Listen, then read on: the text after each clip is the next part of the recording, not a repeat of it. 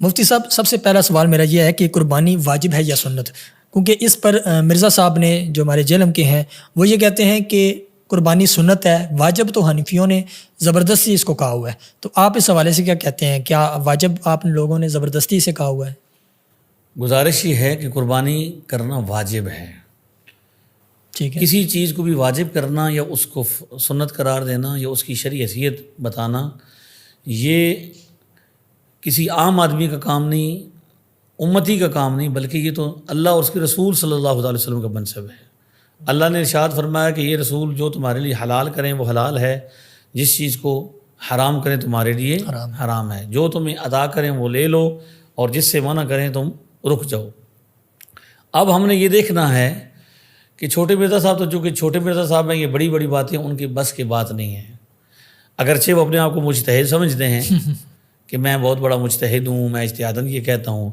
اور امام اعظم ابو حنیفہ نعمان بن ثابت رحمۃ اللہ تعالیٰ علیہ جو کہ پہلی صدی کے امام ہیں، صحابہ کرام سے علم حاصل کرنے والے ہیں، تو انہوں نے جو مسائل بیان کیے ہیں وہ صحابہ کرام سے سیکھ کر کی ہیں۔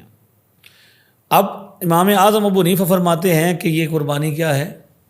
واجب ہے، تو کسی دلیل کی بنا پر فرماتے ہیں۔ تو سب سے پہلے ہم دیکھیں گے کہ کیا قرآن پاک میں کوئی ایسی آیت موجود ہے کہ جس سے یہ ثابت ہو کہ قربانی واجب ہے یا سنت ہے؟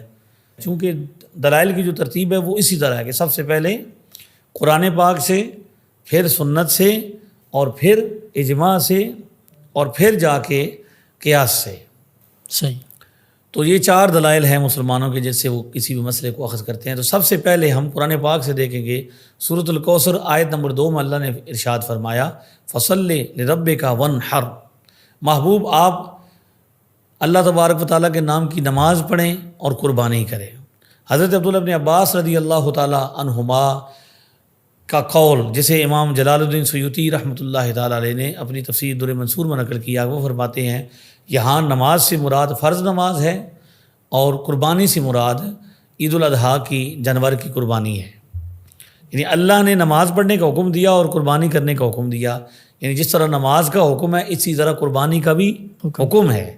اچھا، جب اللہ کی طرف سے حکم ہے کہ قربانی کرو تو کیا اسے واجب نہیں سمجھا جائے گا یا لازم نہیں سمجھا جائے گا؟ یعنی سب سے پہلے یہ دیکھنا ہے کہ اللہ کی طرف سے اس کا حکم ہوا ہے، تو جی بالکل اس کا حکم ہوا ہے۔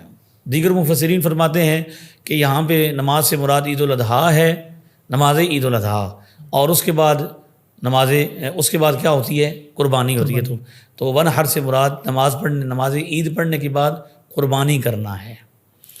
اور حدیث شریف میں بھی آپ دیکھیں کہ بخاری مسلم میں یہ روایت موجود ہے کہ سرکار دو عالم علیہ الصلوۃ والسلام کا ارشاد اقدس ہے، بخاری میں 955 نمبر روایت ہے کہ ہم سب سے پہلے جو آج کام کریں گے وہ کیا کریں گے؟ نماز عید پڑھیں گے اور اس کے بعد پھر قربانی کریں گے۔ تو حدیث شریف میں بھی جو ترتیب بیان کی گئی ہے وہ یہ کہ پہلے نماز ہے، پھر کیا ہے؟ قربانی ہے۔ اور قرآن کریم میں آیت کریمہ میں سورۃ الکوثر کی آیت نمبر 2 میں دونوں کا ذکر ہوا، دونوں کا حکم ہوا، یعنی قربانی نماز پڑھو، قربانی کرو۔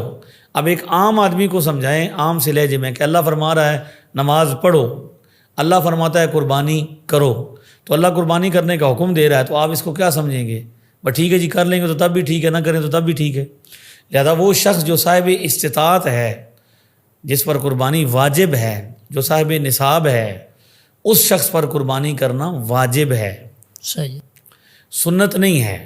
جس پر قربانی واجب نہیں، ظاہر ہے وہ تو نہیں کرے گا۔ اب دیکھتے ہیں کہ حدیث مبارکہ میں اس بات کا حکم موجود ہے۔ تو سنن ابن ماجہ میں جن کا نام محمد بن یزید ہے، جو چھوٹے مرزا صاحب کے چھٹے بابا ہیں، ان میں انہوں نے حدیث پاک نقل کی ہے 3123 جس میں حضرت رسول گرامی صلی اللہ علیہ وسلم کا ارشاد گرامی ہے کہ حضور نے ارشاد فرمایا کہ جس شخص نے استطاعت ہونے کے باوجود قربانی نہ کی وہ ہمارے عیدگاہ کے قریب نہ آئے، وہ ہمارے مصلی کے قریب نہ آئے۔ اب اس حدیث سے یہ ثابت ہوتا ہے کہ سرکار دو عالم علیہ السلام یہ ارشاد فرماتے ہیں کہ جس شخص کے پاس قربانی کرنے کی طاقت ہے اور وہ طاقت ہونے کے باوجود قربانی نہیں کرے گا تو وہ ہمارے قریب نہ آئے۔ پنجابی میں کہتے ہیں ساڑھے نیڑے نہ لگ گئے۔ حضور اس سے اللہ تعالیٰ کا اظہار فرما رہے ہیں، حضور ناراضگی کا اظہار فرما رہے ہیں صلی اللہ علیہ وسلم۔ تو اس سے بھی ثابت ہوتا ہے کہ قربانی اگر واجب نہ ہوتی، اگر صرف سنت ہوتی، مستحب ہوتی، کر لو تو ٹھیک ہے، نہ کرو تب بھی ٹھیک ہے، تو حضور ناراضگی کا اظہار فرماتے؟ آپ صلی اللہ علیہ وسلم نے ناراضگی کا اظہار کیا نہ کرنے والے پر، یعنی جو طاقت رکھتا ہے اور نہیں کرتا، تو حضور نے اس سے کیا کیا ہے؟ ناراضگی کا اظہار فرمایا۔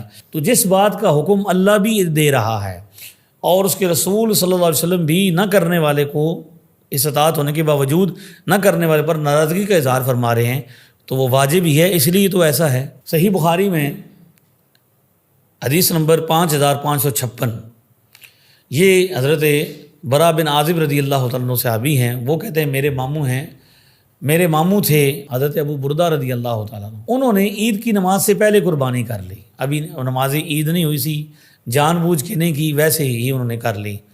بھائی ان کا یہ خیال تھا کہ شاید پہلے کر لیں گے تو گھر والے جلدی کھا لیں گے قربانی کا گوشت، لیکن آقا دو عالم علیہ السلام نے ارشاد فرمایا پہلے عید کی نماز پڑھیں گے پھر قربانی کریں گے۔ صحیح۔ لہذا جس شخص نے نماز عید سے پہلے قربانی کر لی وہ گوشت تو کھا سکتا ہے، گھر والوں کے لیے گوشت ہے، لیکن قربانی اس کی نہیں ہوئی۔ اب یہاں تو یہ پتہ چلا کہ قربانی کا وقت بتا رہے کہ قربانی تب جائز ہے، اس کو تب جانور کو قربان کریں گے جب عید کی نماز پڑھی جائے گی، یہ ترتیب ہے۔ قرآن کریم میں بھی یہی ترتیب ہے، فصلی لربک وانحر، پہلے نماز پڑھو پھر کیا کرو؟ قربانی کرو۔ حضور نے فرمایا کہ جس شخص نے پہلے قربانی کی اس کی قربانی نہیں ہوئی، وہ دوبارہ کرے، گوشت تو ہے قربانی نہیں ہوئی۔ حضرت ابو بردہ نے عرض کیا یا رسول اللہ میں نے تو پہلے کر لی، میں کیا کروں؟ تو حضور نے ارشاد فرمایا کہ دوبارہ قربانی کرو۔ اب حضور علیہ الصلوۃ والسلام نے دوبارہ قربانی کا حکم دیا، اگر قربانی واجب نہ ہوتی تو دوبارہ حکم دیتے، حالانکہ وہ کہہ بھی رہے تھے کہ میرے پاس تو اب دوبارہ اور کوئی چیز نہیں ہے، ایک 6 مہینے کا بکرا ہے، تو 6 مہینے کا بکرا تو قربانی نہیں لگتا، لیکن حضور نے فرمایا کہ تو کر، دوبارہ قربانی کرو، تمہاری نہیں ہوئی۔ تو دوبارہ جو کرنے کا حکم دے رہے ہیں اس سے بھی ثابت ہوتا ہے کہ اگر قربانی واجب نہ ہوتی تو حضور علیہ السلام کہتے ٹھیک ہے، کون سی واجب چیز ہے یا فرض چیز ہے، بس سنت مستحبی تو ہے، تو کر لی ہے تو ٹھیک ہے، نہیں کر تو ابھی رہنے دو، لیکن حضور نے فرمایا دوبارہ کرو۔ تو انہوں نے عرض کی میرے پاس 6 مہینے کا بکرا ہے، تو حضور نے فرمایا کہ تمہارے لیے یہ اجازت ہے وقتی طور پر، اور کسی کے لیے نہیں ہے، تم اسی کو کر دو، اختیار اللہ نے آپ کو دیا تھا۔ جس سے یہ ثابت ہوتا ہے کہ عید الاضحیٰ کی قربانی صاحب استطاعت پر واجب ہے، جس شخص پر استطاعت رکھتا ہو، جو صاحب نصاب ہو، 52.5 تولے چاندی یا 7.5 تولے سونا کا یا اس کی مقدار کا وہ مالک ہو، تو ایسے شخص پر عید کے دنوں میں اتنی اس کے پاس ضروریات زندگی سے زائد چیزیں ہوں، سامان ہو، پیسہ ہو، ٹھیک ہے جی، اور یہ سونا چاندی ہو، تو کیا ہے اتنی مقدار کا اکاؤنٹ ہو تو اس پر کیا ہوگا؟ قربانی واجب ہوگی۔ ہاں جس شخص پر جو صاحب نصاب نہیں ہے اس پر تو واجب نہیں ہے۔ لیکن چھوٹے مرزا صاحب یہاں یہ مغالطہ دینے کی کوشش کرتے ہیں کہ جی یہ تو حنفیوں نے زبردستی اس کو واجب قرار دیا ہے، تو احناف نے دلائل کی روشنی میں یہ موقف اپنا ہے، اور وہ دلائل قرآن اور سنت پر مشتمل ہیں، اس لیے اپنی طرف سے نہیں